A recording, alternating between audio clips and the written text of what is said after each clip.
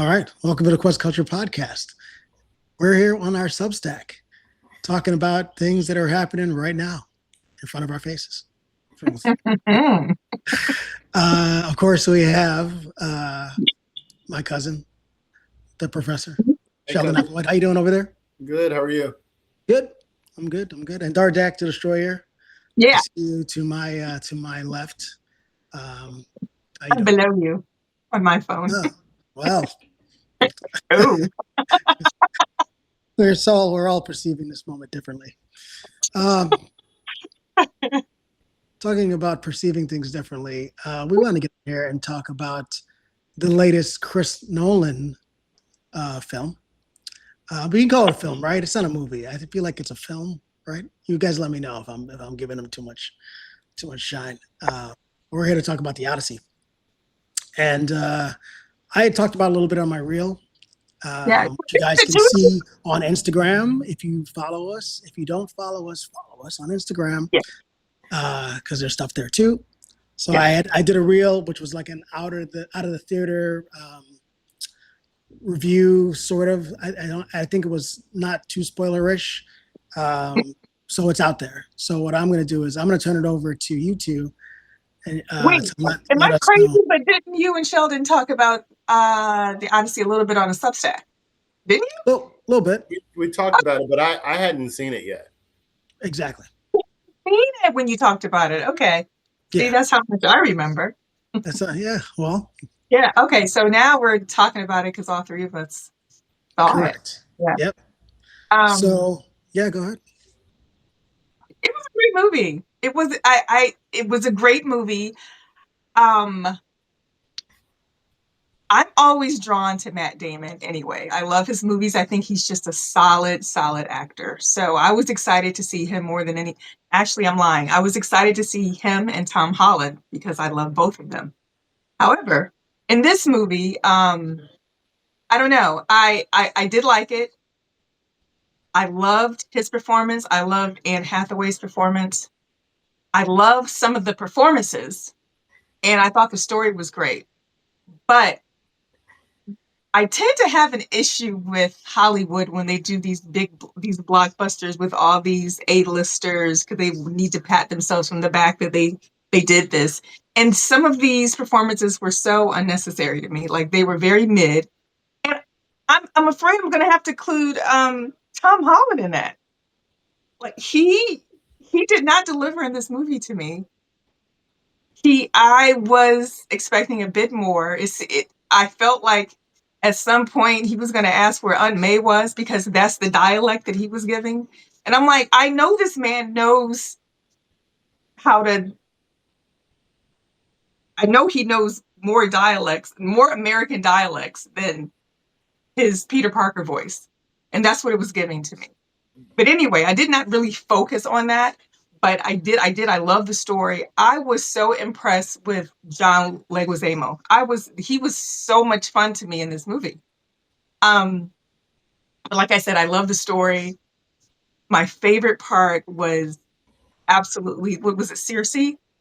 I don't remember the Odyssey reading it. I think I read the Iliad or something like that.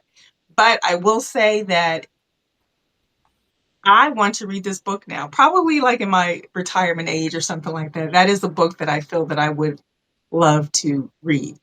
But this movie had such great moments. And I love the fact that there wasn't a bunch of CGI. There was another actor that I loved. I can't think of his name, but he was a British actor. Like, I hate to sound like this, but he looked Indian. Do you guys know who I'm speaking of? He was a British Indian looking actor. What was his role that he played in? Was on the ship. He was like maybe second in command. Oh, that's Hamish Patel. Yeah, you've seen him before. Yeah, he's in a. Yeah. He's really great. I'm glad he's getting his shine. Yeah. He was in a movie called Yesterday, which I thought is pretty cool concept. Like he forgot. He woke up essentially in a world that forgot the Beatles, and he knew all the songs from the Beatles. So he was just like, and he was a musician, so he pretended all the songs were his. So it's kind of, it's really his performance, I think, that Yeah. makes that movie endearing to me. But yeah, Mhm. he's very good. I really like him. Yeah. No, it was a great movie. It was a great movie. I didn't absolutely love it like everybody else. If I was going to rank it, I would probably give it like a 8.3, 8.5. So, which is extremely solid, but it wasn't a 9 to me at all. Sure, what do you And think? you know who else I didn't? Robert Pattinson was just okay to me. I don't know why Travis Scott was in this movie. I don't know. Some of the performances were just very, very mid for me. But who I loved, I did love. Sure, where you fall on any of that? So I typically don't like summer blockbuster movies. And after our conversation on Substack, I decided to check it out because you spoke so very highly of it. And so I think I saw it the next day. Mhm. And I will say I love the film. Now, it's very interesting because my love of Matt Damon has diminished over the years. I'm not Mhm. sure if it's because of his acting. I think a lot of the roles that he's held have been like, I don't know, pedestrian. Just like, I don't know, just like I think there are roles that like he's just taken for granted as this leading man, and people kind of go along with it because he's a brand or well known. But I think the movies that he's been in actually haven't been that great. And the thing that has always captivated me about Matt Damon in the past is that he doesn't fit the mold of a leading man. And he's kind of grown into that. I think the talented Mr. Ripley was like the embodiment of it, like somebody who is like ordinary, who like sort of takes on this extraordinary kind of persona. And I Yeah. think that was for me, the pinnacle of his acting. Like if you remember from School Ties, he was a villain, like, so he had this build up and he hit this pinnacle. Maybe Jason Bourne, really loved that stuff. But then afterwards, for me, he just sucked. Right? Didn't like Wait, where? uh, Say that last part. I'm sorry. Say that last part. You said I he said sucked. the pinnacle Oh, was probably the talented Mr. Ripley, and then he just started to yeah. suck in the roles that he took in the acting. Oh, I actually, because we were talking about doing this Nolan thing, I actually revisited some of Christopher Nolan's films, and I actually watched Interstellar, which I did like him in Interstellar a lot. But anyway, this is not about Matt Damon. I So was I about to will say, say, like he's been in some good movies though. I mean, The I'm just Martian. telling you, for my opinion, it Martian, was I very love Martian. interesting that, LaDana loves him. I I do. actually liked him in a long time, but Saving I really Private liked him. Ryan. Nope, Oh nope, yeah. nope, Wow. nope, nope, sorry. Well, sorry, you're just not going to convince me. I don't care who says what about Private Ryan. But I did love him in this film. I loved him in this film. I thought he was great. I think he fulfilled the role really well. The one thing that I really loved about the Odyssey, and I read them when I was in high school, probably when I was in the 10th grade, maybe 14 or 15 years old. And one thing that the film did for me is that it captured that moment when I was in high school reading mythologies. And these were, the Iliad and the Odyssey were the two mythologies that we read.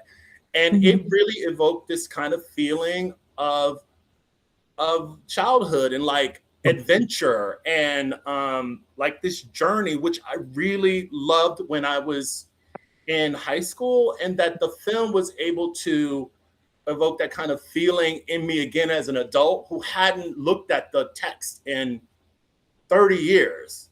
I thought that Yeah. was pretty incredible. I thought that the film was really, it played itself out kind of true to the text.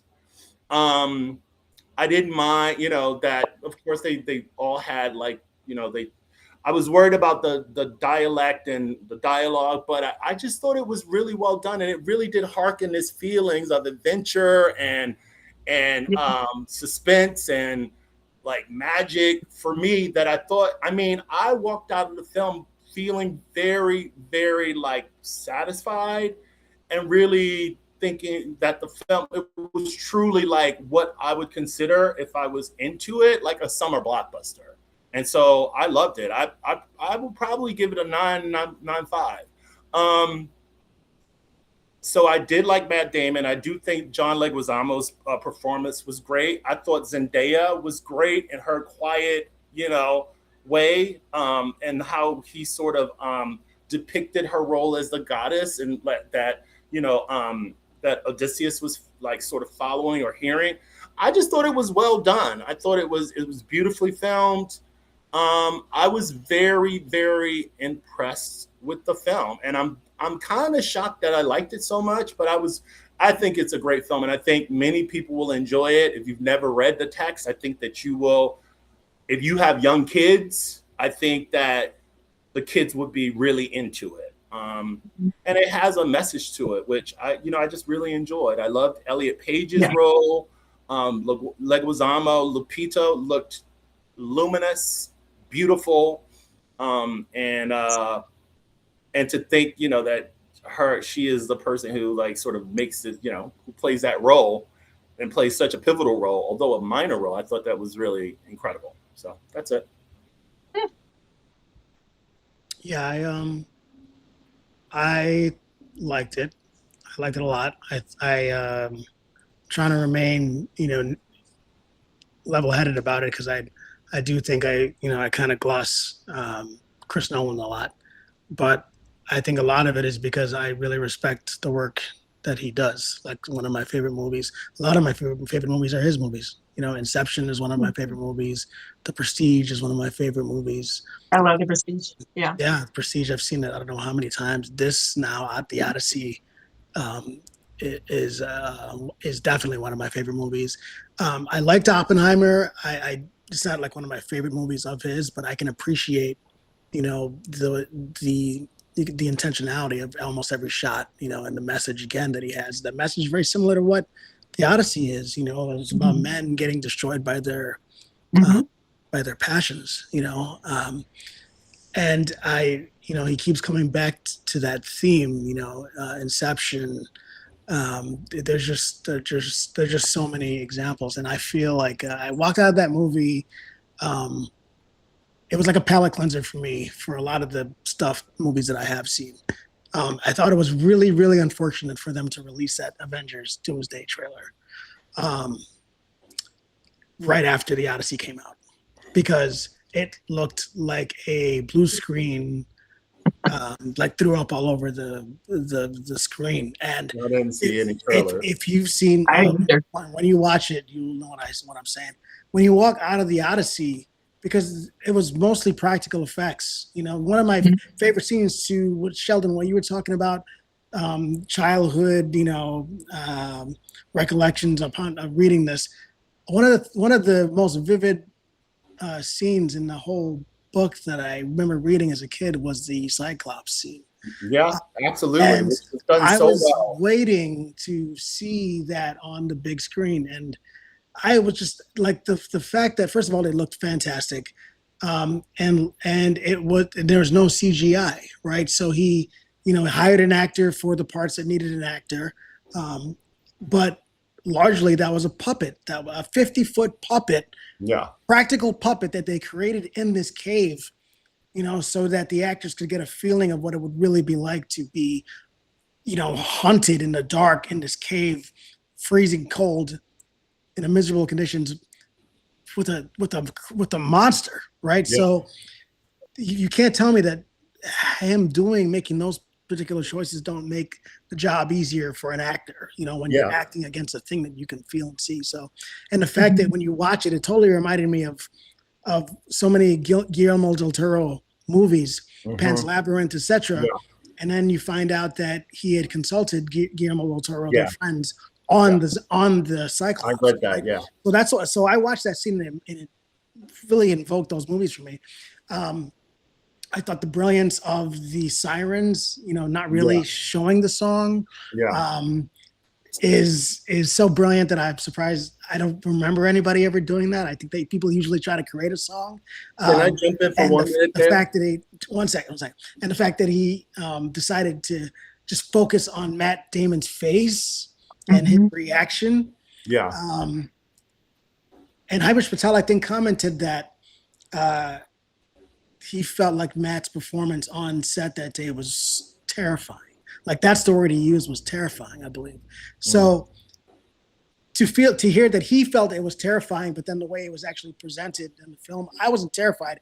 I just felt like, I didn't find it terrifying. I just felt like it was like anguish or something that he was going through. But that's a long way to just say that I love the fact that he made certain choices in this film. And I think it makes it, I think that's what people like about it, is that it's practical effects. I think almost every scene is there's nothing there that is by chance. Like everything is played in a certain way. And I have to give him that much respect. You know, when I look at his films and the effort, and he seems to draw out these great performances from some actors. I'm sorry if you didn't like Tom Holland so much. Didn't. I thought he was okay Tom for Holland the role. summer. You know, like that's his role. So you said he was okay.